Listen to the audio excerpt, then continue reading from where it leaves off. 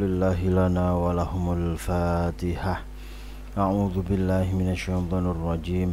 Bismillahirrahmanirrahim. Alhamdulillahi rabbil alamin.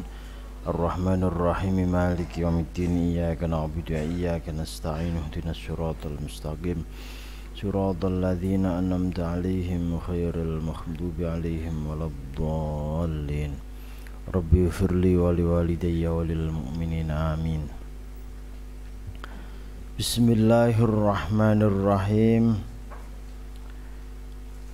Kita lanjutkan kajian Ta'limul Muta'alim pada pagi hari ini, dimulai dengan fa inna man 'allamaka, fa inna man mongko sak temene wong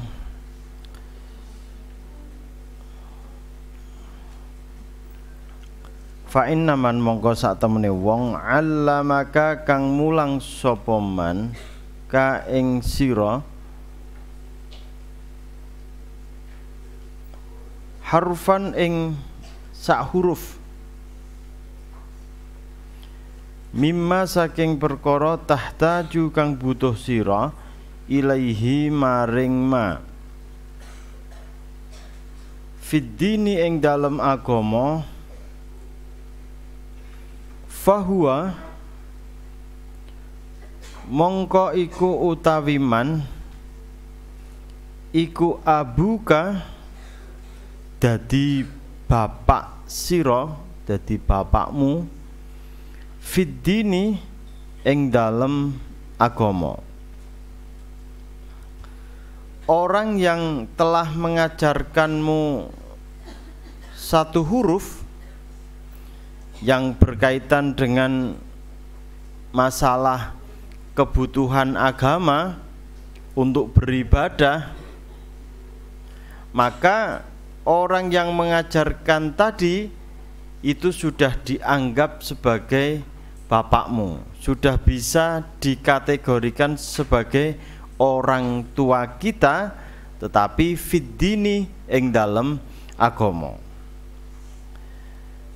Imam Al-Ghazali membagi atau mengkategorikan orang tua ke dalam tiga. Ada tiga kategori orang tua. Yang pertama, al-ab alladzi waladak. Yang pertama adalah orang tua yang telah melahirkan kita, yaitu ada siapa? Bapak ibu kita yang ada di rumah.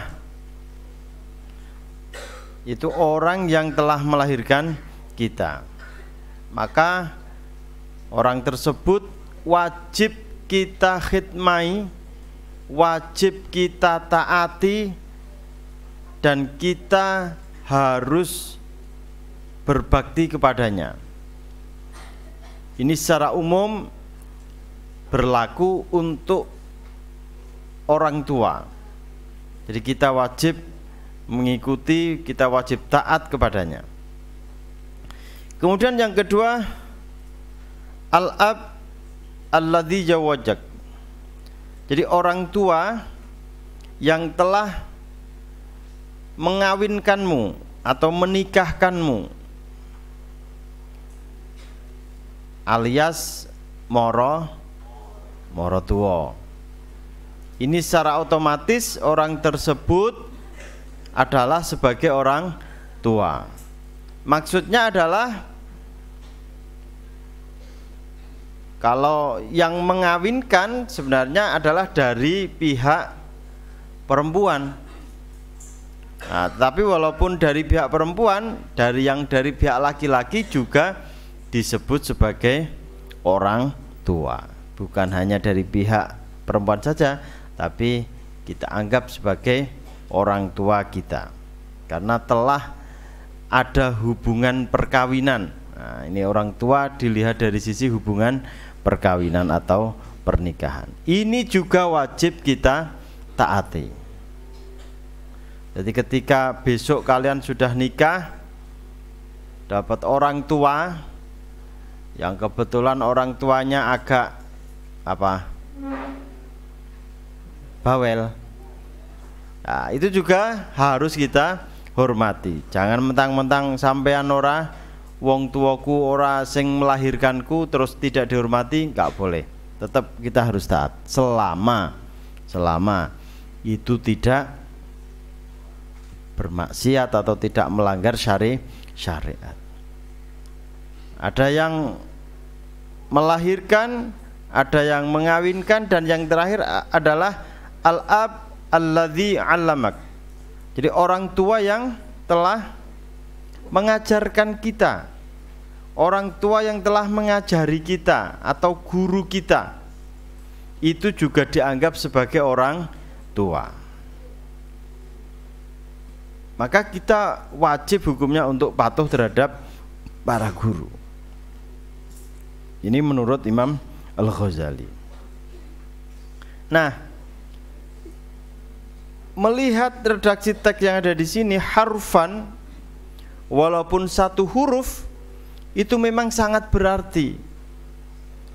Apalagi dalam urusan membaca Al-Quran. Orang membaca Al-Quran walaupun satu huruf, itu pahalanya berapa? 10 kebaikan. Man qara'a fi kitabillah, man qara'a harfan fi kitabillah falahu bihi hasanah wal hasanatu bi asyri amsalihha. Jadi orang yang membaca Al-Quran walaupun satu huruf itu akan mendapatkan satu kebaikan, dan satu kebaikan ini pahalanya akan dilipat gandakan menjadi 10. Jadi alif ini, alif lam mim itu berapa? Ada berapa huruf? Ada 3. Satu kita membaca alif lam mim saja, ini kalau di total jenderal apa kebaikannya, ini sudah ada 30. Apalagi para santri yang setiap hari deres mudarosah Al-Quran. Ini pahalanya tentunya sangat banyak sekali. Apalagi yang menghafalkan Al-Quran, ini harus membutuhkan banyak energi untuk selalu mudarosah. Karena kuncinya orang menghafalkan Al-Quran adalah mudarosah. Sing wonge jarang deres, ya lek ngapalke mesti lama. Tapi kalau orangnya sering sregep deres, maka nanti orang tersebut akan cepat khatam. Amin Allahumma amin. Wa kana ustaduna, wa kana lan ono sapa ustaduna guru kita Asy-Syaikh Al-Imam Syadiduddin As-Sayrazi rahimamuki melasi sinten Allahu ing Imam Syadiduddin sinten Allahu Allah taala hale mulur sinten Allah yaqulu iku ngendika sapa ustadzuna qala ngendika sapa masyayikhuna para guru kita rahimamuki rahmati sinten masyayikhuna rahimamuki melasi hum ing masyayikhuna sinten Allahu Allah. Man arada ayyakuna ibnuhu aliman yambaghi ayyura'iyal ghuraba. Man utawi sapane wong arada iku lamun karep sapa man ayyakuna ing yen toh ana sapa ibnuhu anake man aliman iku dadi wong sing alim. Nek ana wong sing pengin anake dadi alim, maka apa yang harus dilakukan? Yambaghi mongko sayukja ayyura'ya ing yen toh ngreksa sapa man al-ghurabaa ing wong kang ngumbara, orang asing minal fuqahai saking ahli fikih, wa yukrimahum lan mulyaake sapa man hum ing fuqaha wa yu'azzima lan ngegungake sapa man hum ing fuqaha wa yud'ima lan aweh mangan sapa man hum ing ghuraba wa yu'tihim lan paring sapa man hum ing ghuraba syai'an ing suwiji-wiji fa illam yakun mongko lamun ora ana sapa ibnuhu anake man sing aweh orang fakih tadi ya ora ana iku aliman wong sing alim yakunu mongko bakal ana sapa hafiduhu putune man iku aliman dadi wong sing ilmu. Artinya seperti ini, orang yang mau mengagungkan orang alim, orang yang mau mengagungkan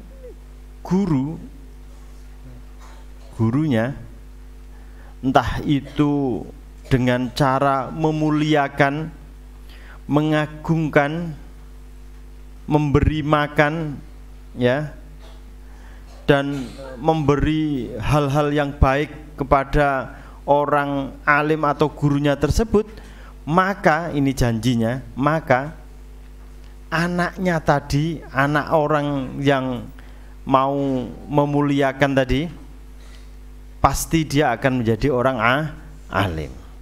Nah, ora anake wis mesti engko bakal anak putune mesti ana sing dadi wong sing alim gara-gara kesababan memuliakan guru atau memuliakan orang alim.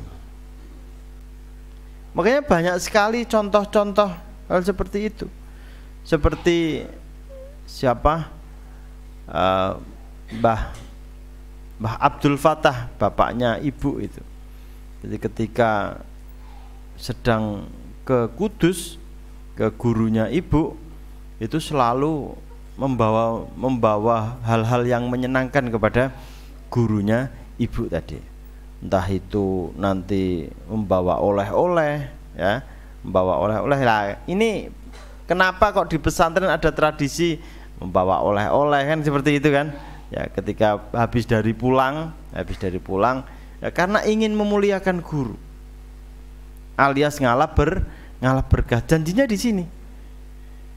Engko nak aku kok nggawa oleh-oleh karo guruku, ya ini dengan harapan doa muga-muga anakku dadi wong sing alim.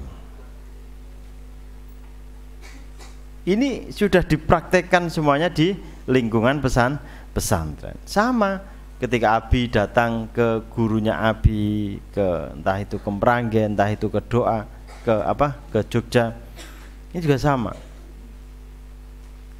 Apalagi yang lama tidak dikunjungi, lama tidak berkunjung seperti saya ketika ya mungkin karena di Jogja agak jauh, lama gak dikunjungi, ya kita siapkan suwe ora sowan neng maring guru, kita siapkan seperti itu. Ya, kalau tidak anaknya, nanti anak putune insya Allah akan menjadi orang alim. Itu janji ketika kita mau memuliakan guru, mengagungkan guru, memberikan sesuatu raketan kecil makanan, ya, wa yut'imahum wa yu'tihim syai'an, atau sesuatu berupa cindera mata. Monggo silahkan, tidak harus guru yang ada di pesantren, guru kalian yang berada di kampung sama halnya kita muliakan. Kok sekiranya kita punya rezeki yang turah, rezeki yang berlimpah, maka kita harus ingat kepada guru-guru kita. Bismillahirrahmanirrahim. Wa min tauqiril muallimi, lan iku setengah saking mulyaake guru, alla yamsya, utawi yen toh ora lumaku sapa man amamahu ana ing ngarepe muallim. Jadi salah satu bentuk kita memuliakan guru itu tidak berjalan di depannya. Nah, ini sudah menjadi tradisi di pesantren. Jangankan berjalan di depannya, ya, jangankan berjalan di depannya. Kadang kita mau hanya ngamping saja, belum sampai lewat, itu kita sudah sungkan kok sama guru-guru kita. Makanya ada di istilah di Jawa, ada istilah ngamping. Ngamping itu apa? Bahasa Indonesianya apa? Apa Mbak Marwah? Ngamping itu berada di sampingnya, ngadeg ya. Ngadeg di sampingnya, walaupun tidak di depannya, ini di samping. Ini termasuk kategori saru atau merekam pembicaraan guru ketika sedang ada pembicaraan dengan orang lain. Nah, makanya yang piket kantor, ya, yang piket kantor ketika Abi sedang nemui tamu, ya, harusnya nggak boleh berada di belakangnya Abi. Ya, ini masih banyak ini. Siapa yang piket kantor ketika Abi menemui tamu berada di belakangnya? Harusnya bagaimana? Ya silakan berada di balik layar itu, di balik di balik meja. Ini saru. Jadi ketika ada pembicaraan sekiranya penting, sekiranya rahasia, guru ini tidak ewoh pakai ewoh lagi, malah nunggoni aku terus ki piye wong iki, dan seperti itu. Nah, ini termasuk ngamping, yang diarani ngamping seperti itu, ya. Apalagi berjalan di depannya, ini tidak diperbolehkan. Waduh, mohon mboten enten dalan niki Bi, wawanya berpapasan di timurnya Uma ya. Nah, apa yang kita lakukan ketika berpapasan seperti itu? Ini harus saya sampaikan karena memang akhlak santri harus seperti itu.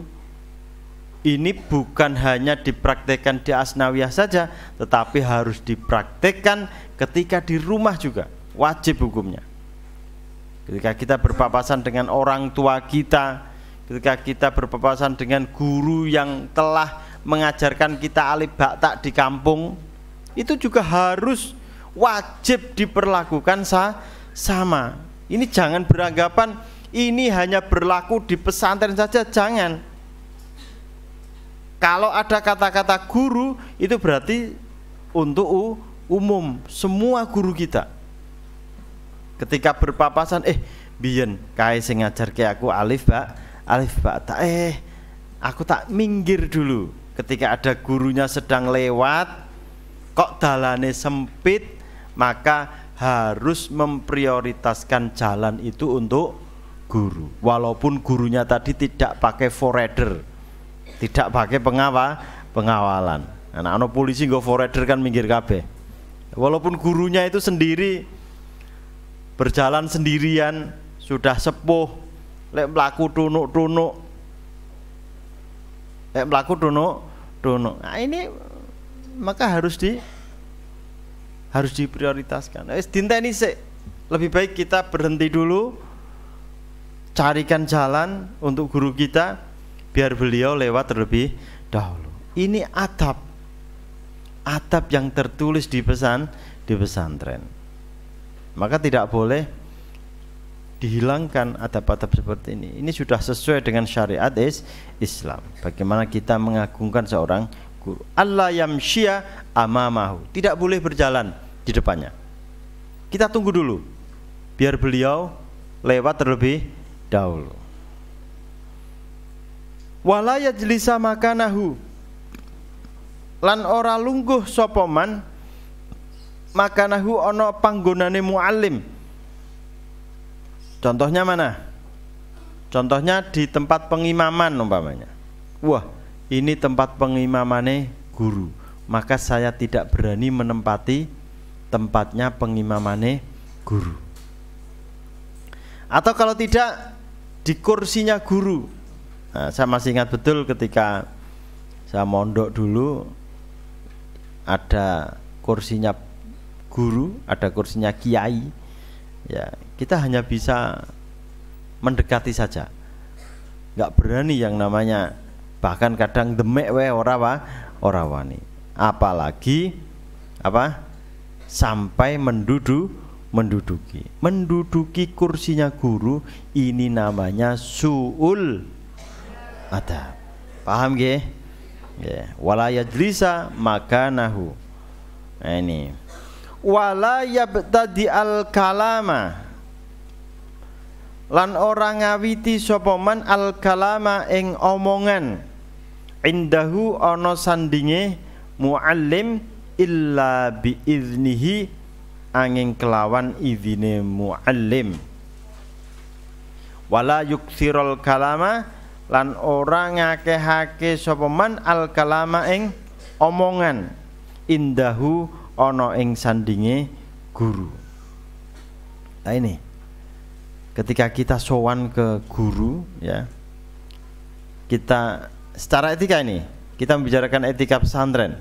Kalau etika umum wah ceplos-ceplos mesti.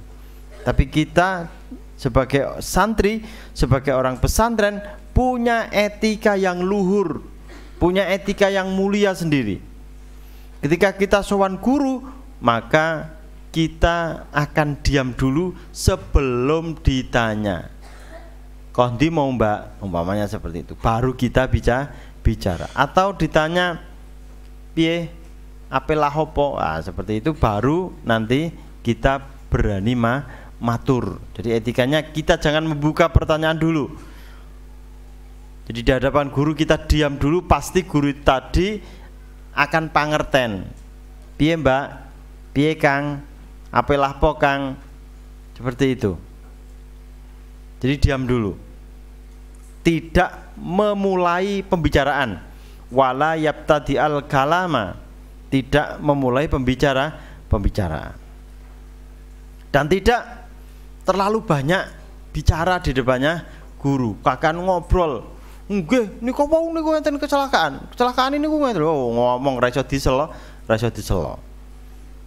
Nah, ini juga tidak etis. Orang diadab jenenge seperti itu.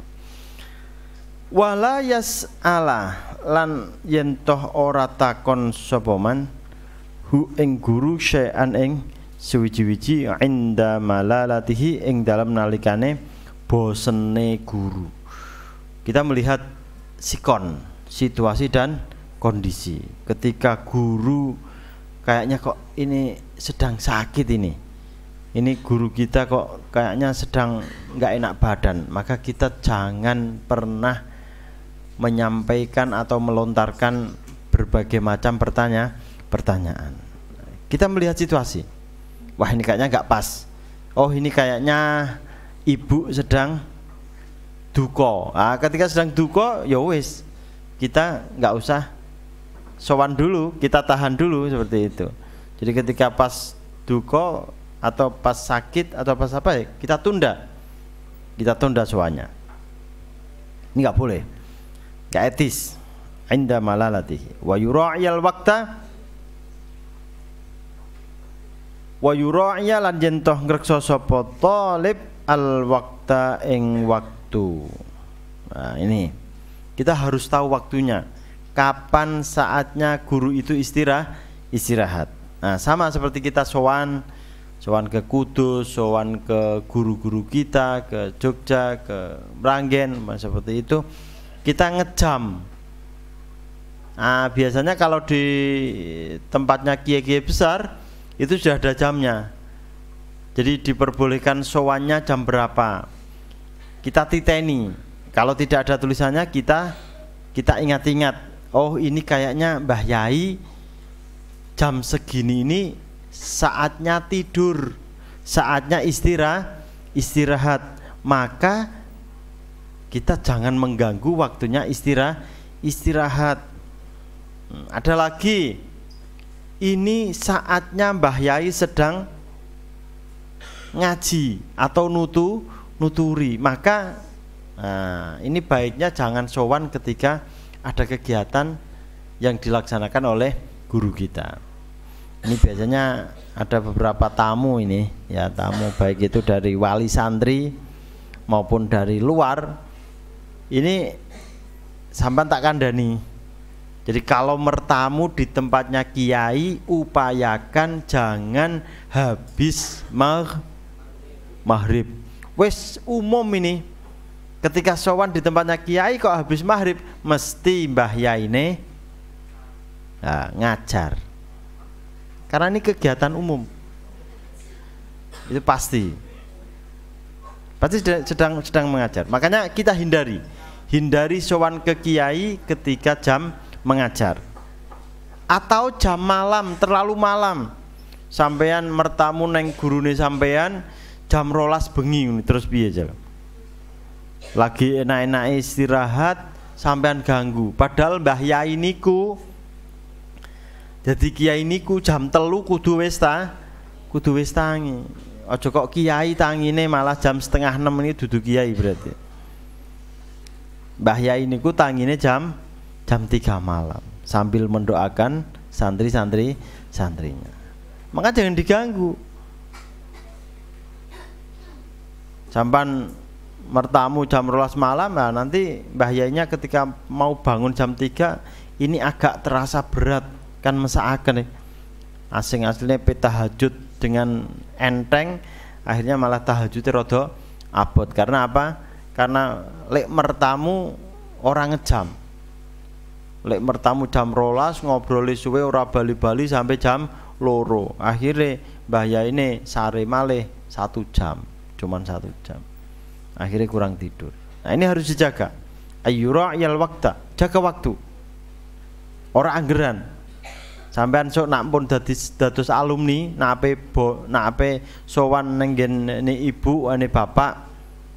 Ya itu harus tahu. Oh, biyen ibu iku nak menjelang zuhur itu biasanya istirahat.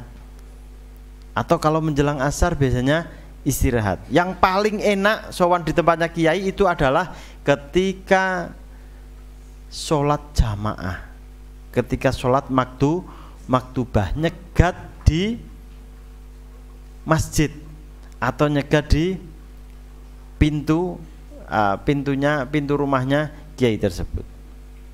Kan sekeco enak. Jadi itu tidak mengganggu waktunya. Pasti ketika habis jamaah umpamanya kiainya ngimami di masjid, dicegat ikut jamaah di masjid, kemudian ketika sudah selesai wiridan baru kita salam kepada yang kita sowan itu. Itu waktu yang paling enak seperti itu. Ya monggolah terserah, tinggal bagaimana di masing-masing kiai itu ada aturan yang berbeda-beda terkadang, maka kita harus tahu selahnya. Oh ini kapan saya harus sowan, tepat waktu itu kapan. Wala yatuqal baba, lan orang dodok sapa talib al baba ing pintu. Ini kejadian umum ini. Ada tamu. Jadi tamu itu bermacam-macam, Mbak. Ini yang saya ketahui ketika saya ikut berada di tengah-tengah pesantren. Ada tamu itu macam-macam. Nah, ini bapak ibumu masuk kategori yang mana ini? Bapak ibumu masuk kategori yang mana ini? Ada tamu itu yang salamnya itu standar saja, assalamualaikum, tanpa dodok pintu. Ada yang salam dibarengi dengan dodok pintu, assalamualaikum. Nah, seperti ini. Ada yang cuman dodok saja. Ah, seperti itu. Ada juga yang seperti itu. Jadi ora krungu salame tapi cuman dodok pintunya saja. Ada yang salam tapi ngoyok, koyok ape selak kebelet. Waalaikum. Nong lawang ora ono diintek jendelane. Waalaikum. Seperti itu. Ada tamu juga yang seperti itu. Ini saya contohkan biar sampean tahu caranya mertamu itu bagaimana. Ini bahkan diajarkan oleh Rasulullah SAW. Kalau kita mertamu itu jangan di depan pintu persis. Umpamanya kok pintune bukaan, sampean lek salam, iku aja terus bahkan sirai wis dilebokke sik nang jero pintu. Tengok. Iya nak sing duwe omah kuwi mau wis siap. Nak sing duwe omah lagi ora siap, wah kedandapan malah. Makanya etika bertamu ini harus dipakai. Jangan sampai kita bertamu ini karena ada tamu ya, ada tamu. Ini benar, ini saya cerita pengalaman ini. Ini saya tidak mengada-ngada. Ada tamu yang karakternya itu sing penting lungguh nong jero kursi. Angger mlebu roroh wis lungguh nong jero kursi. Itu ada tamu seperti itu. Akhirnya yang punya rumah kaget. Weh, jebule ana wong. Tak kira sapa iki mau. Ini kira-kira wong tuane sapa iki? Jadi ujuk-ujuk rasah dimanggake, rasah salam, rasa apa wis anggite salam pisan assalamualaikum, sing penting aku wis mlebu. Ora urusan. Panganane sing penting tak entekke. Ada yang seperti itu. Ada lagi karakter tamu yang ketika mau bertamu itu enggak mau totok, enggak mau salam, sing penting nunggu Mbah Yaine sampai keluar. Cuman duduk tok nonggon ngarep ngenteni sampai Mbah Yaine keluar. Itu ada juga yang seperti itu. Sampean masuk kategori yang mana itu? Orang tuanya sampean masuk kategori yang mana? Lah harusnya bagaimana? Saiki zamannya zaman bel. Zaman apa? Zaman bel tingtung atau tet atau apa itu ya. Itu pun jangan sampai pakai interval. Intervalnya pakai jeda itu.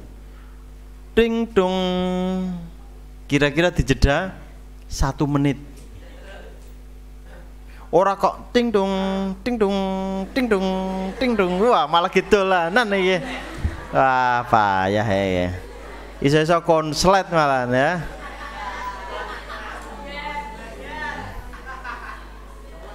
Jangan seperti itu. Harus pakai etika. Intervalnya 1 menit lah, itu cukup. Interval 1 menit. Kalau sampai 3 kali kok tidak dibukakan, kita putusi. Pulang balik kanan atau nunggu sampai yang punya rumah keluar. Ini pasti istirahat. Kalau tidak istirahat ya tidak ada di rumah. Jadi kita harus memahami. Bahkan saya itu pernah di kamar itu, di kamar saya yang di asrama putra itu, di putra remaja itu kan kamar kan. Kamar itu beda karo omah. Nak nong omah lek kuturu iso nong mburi. Tapi nak jenakane kamar antarane lawang karo tempat tidur saya itu kan deket sekali. Itu ada wali santri. Semoga enggak mendengarkan dia. Jadi saya itu duduk terus itu sampai ngeluh aku. Akhirnya saya enggak keluar. Ini hampir aduh. Dodok Abi.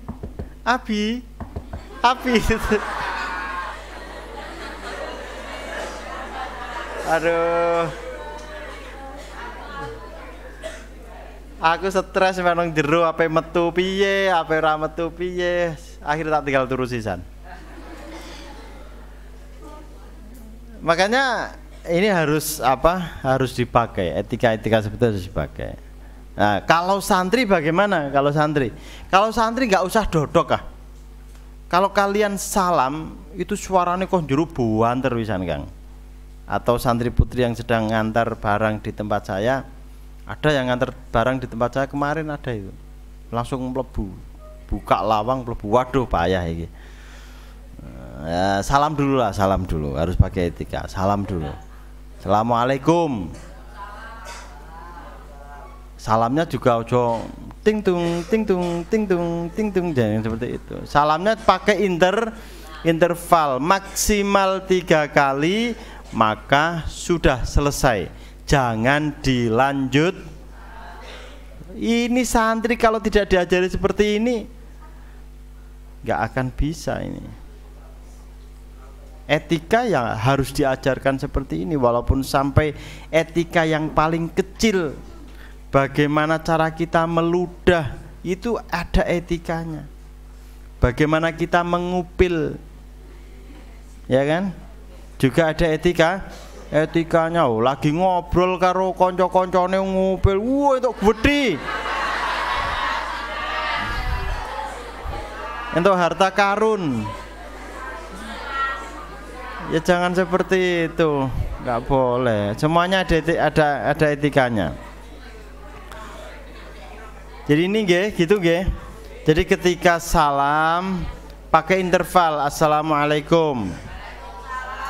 Jadi dikasih interval sekitar 1 menit. Kalau tidak ada, monggo silakan dicoba kembali atau cukup 2 kali. Kalau tidak ada, berarti kalau tidak ada orangnya, ya berarti orangnya baru istirahat. Guru kita baru istirahat. Ini kayaknya dengar semuanya nggih, semua santri ikut semuanya nggih. Nah, ini harus dipakai. Nah, nanti setelah ini kok masih ada yang seperti itu, berarti wong pas ngaji sedang bukan tidur, sedang istirahat. Kayak kiai ya. Wala yadukkal baba, ojo ndodok ini. Apa meneh lek ndodok nganggo wesi gen buah terus ketone ra krungu ki. Sing di omah ra krungu ki. Golekno watu. Ndodok sing banter jedor seperti itu. Iki paling sing di omah lagi nang pawon iki ra krungu, bengoki. Nak perlu nggo speaker. Bal yasbira, balik sabar. Jadi wong mertamu ki sing sabar. Bal yasbira balik sabaro sapa talib. Nah, ini membicarakan tentang santri. Talib itu santri. Seorang santri harus punya etika. Bal yasbira hatta yakhruja. Balik sing sabar. Sing sabar kita tunggu hatta yakhruja sehingga metu sapa guru. Jadi kita tunggu. Ini juga berlaku etika untuk orang umum. Bukan hanya ke guru kita saja. Walaupun kita mertamu ke tetangga kita, kita juga berlakukan seperti ini. Jadi kadang nanti gak enak, yang punya rumah akan menjadi dongkol, akan menjadi perasaannya gak enak. Ini harus dijaga. Saya kira itu nanti kita lanjutkan kembali, sudah jam 6 persiapan sekolah. Tolong yang putra nanti ada apel, nanti yang MTS apelnya nanti insya Allah Bu Nur Azzah nanti yang mimpin. Nggak ada yang boleh telat, jam 7 semuanya harus sudah keluar dari pesantren. Kemudian orang-orang tertentu itu pokoknya harus ada yang mandinya ngendi-ngendi, santri putra itu langsung mandi setelah ini. Saya kira itu yang bisa saya sampaikan. Wassalamualaikum warahmatullahi wabarakatuh.